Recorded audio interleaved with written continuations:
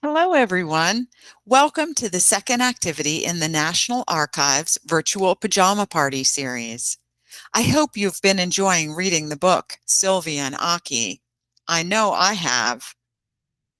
Do you ever wonder what it would be like to have someone write a book of stories about you? Do you think you would want the author to write only the good things that happen, or include the hard times as well? It takes a special kind of bravery to be willing to share both the good times and the hard times with others, as Sylvia and Aki did as adults when they talked with the author, Miss Conkling, about stories from their childhood. Aki and Sylvia both faced many hard times, but they also learned from their families about the importance of being persistent or not giving up even when they were being treated unfairly by others. And that's our theme for today: persistence, not giving up.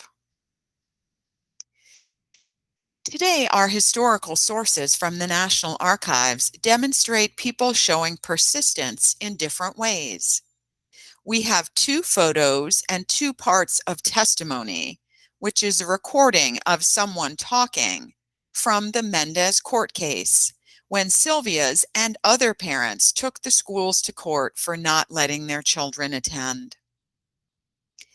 The first photo is from Poston, the internment camp that Aki and her family were sent to.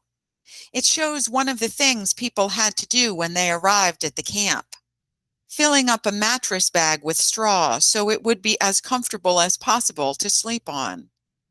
In the background, you can see one of the barracks buildings where multiple families lived. The second picture shows school children and a volunteer teacher at Manzanar, another internment camp. The caption on the photo said that since there was no school equipment when the picture was taken, classes were often held outside in the shade of one of the barracks buildings. As you can see, children sat on the sandy ground to do their lessons. Our third source is the testimony of Gonzalo Mendez. Sylvia's parents, Gonzalo and Felicitas Mendez, both testified at the trial against the Westminster School District. With their court case, they were trying to stop the school district from treating Mexican and Mexican American children unfairly by putting them in a separate school that was not as good. In this part of his testimony, Mr. Mendez explained that everyone in his family are American citizens. Our final source shows Felicitas Mendez's testimony. In this part of her testimony, Sylvia's mom, Felicitas Mendez, talked about why she was upset or sore with the idea and presence of separate and unequal schools. She believed that her family and other families should not be treated differently than any other Americans. Today's activity is create a 6-word story. Write a 6-word story about one of the historical sources. And you might ask, what is a 6-word story? Maybe you haven't done them before. Well, I'll tell you, it is exactly what it sounds like. A story you tell using only 6 words. Telling a 6-word story means you need to carefully choose which 6 words you think will tell the story best. Here are the steps. Number 1, look at the different historical sources for this activity. Either the photo of people stuffing straw in mattresses at Poston, the children at school at Manzanar, or the testimony of Gonzalo and Felicitas Mendez. Step 2, choose the source that is most interesting to you.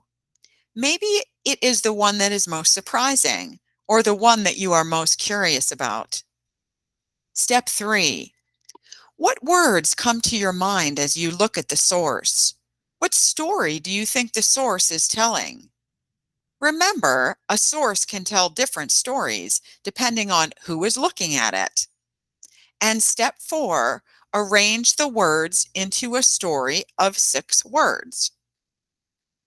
I'll give you an example. Here is another picture the National Archives has about Poston. It shows a bus that got stuck in the sand as it was taking people to Poston. For my 6-word story about the picture, I could write, unhappy people stuck in the desert. When you are done with your 6-word sentence, feel free to decorate the paper you wrote the story on using images of things you think connect to the story. For older students or those who would like an extra challenge, write a 6-word story about all of the historical sources in this activity. Don't forget, save your work. When you complete this activity, save and share your work. It could be featured during the program with Miss Winifred Conkling and Miss Sylvia Mendez on September 25th. Have fun creating your 6-word stories. Bye.